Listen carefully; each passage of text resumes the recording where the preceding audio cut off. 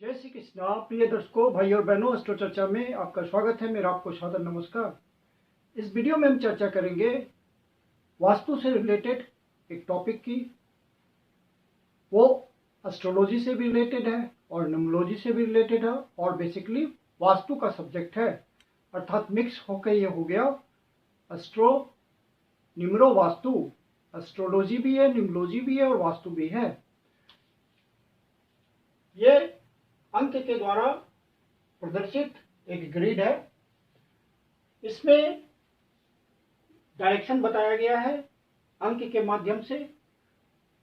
Basically 4 direction, east west north south, ये 4 direction हुए और इनके सब डायरेक्शन हुए north east, north west, south west और साउथ ईस्ट, अर्थात पूर्व, पश्चिम, उत्तर, दक्षिण।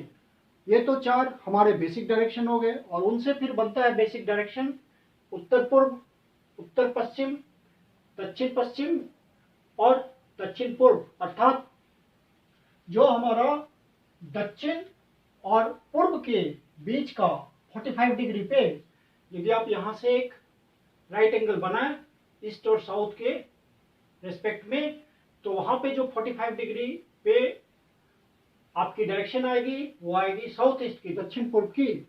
उसी तरह से आप पूर्व और नॉर्थ को लेके 45 डिग्री पे एक डायरेक्शन बनाएंगे, कोण बनाएंगे, तो वो आएगी उत्तर पूर्व की डायरेक्शन।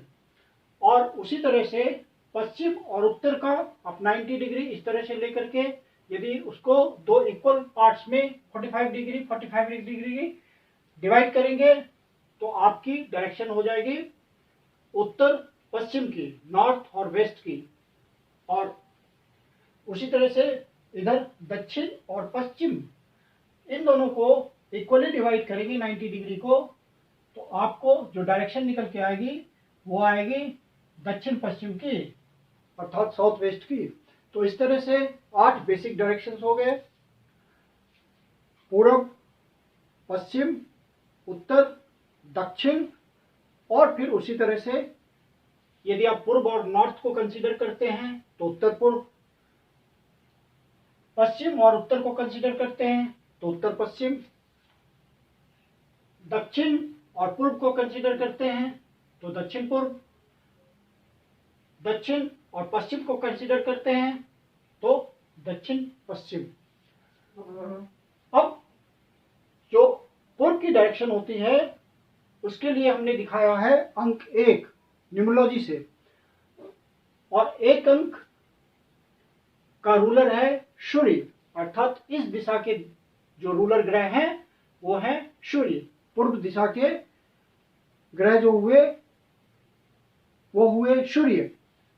और फिर 2 नंबर को रूल करता है चंद्रमा। तो चंद्रमा इस डायरेक्शन को इंडिकेट करता है, 2 नंबर यहां पे है, अर्थात नॉर्थ वेस्ट को ये इंडिकेट कर रहा है, उत्तर पश्चिम को। फिर 3 बृहस्पति को इंडिकेट करता है, बृहस्पति की एनर्जी लिए हुए अंक 3। तो 3 नंबर होता है आपके उत्तर पूर्व डायरेक्शन में, नॉर्थ ईस्ट डायरेक्शन में, जो कि देवस्थान कहा जाता है। और अंक 4 का रूलर प्लैनेट है, उसको एनर्जी मिलती है राहु की। और 4 नंबर हमने दिखाया है यहाँ पे इस कॉर्नर पे, ये साउथ वेस्ट है, तो यहाँ पे राहु का वास होता है इस दिशा में। और अंक 5 को एनर्जी मिली हुई है मरकरी की, अर्थात बुध की। 5 नंबर हमने यहाँ पे दिखाया हुआ है, तो ये डायरेक्शन हुई उत्तर की, नॉर्थ की। तो यहाँ का जो ग्रह है जो इस दिशा को रूल करता है वो है मरकरी।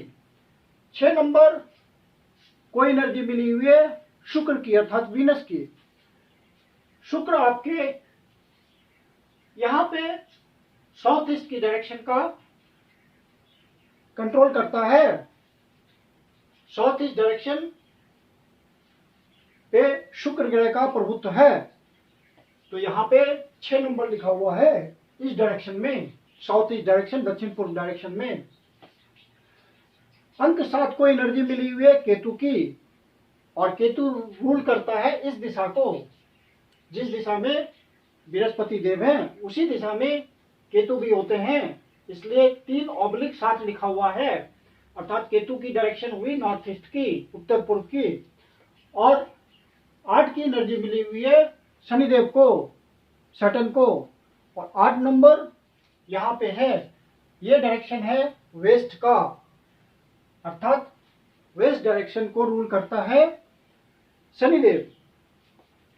और 9 नंबर की एनर्जी मिलती है मंगल से, और मंगल देव का वास है साउथ डायरेक्शन में, दक्षिण डायरेक्शन में, इसलिए यहाँ पे 9 नंबर लिखा हुआ है। इस तरह से पूरा ग्रिड बना हुआ है डायरेक्शन के साथ। यहाँ पे साउथ वेस्ट को पृथ्वी कोण कहा जाता है, ये डायरेक्शन अर्थ कोण है, और इसको, इस डायरेक्शन को, नॉर्थ वेस्ट डायरेक्शन को वायु कोण कहा जाता है, जिसको वायव्य कोण बोलते हैं।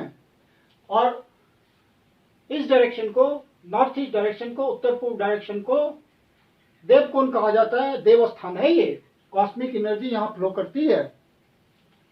और इस कोण को अग्नि कोण, आग्नेय कोण कहा जाता है, जो कि साउथ ईस्ट की डायरेक्शन है, और यहाँ पे शुक्रदेव रूल करते हैं। तो इस तरह से एस्ट्रोलॉजी के थ्रू प्लैनेट्स आ गए, ग्रह आ गए, अंकों के माध्यम से न्यूमरोलॉजी आ गया, और डायरेक्शंस वास्तु है। तो तीनों का बहुत ही बेसिक कंसेप्ट यहाँ पे हमने आपको समझाया।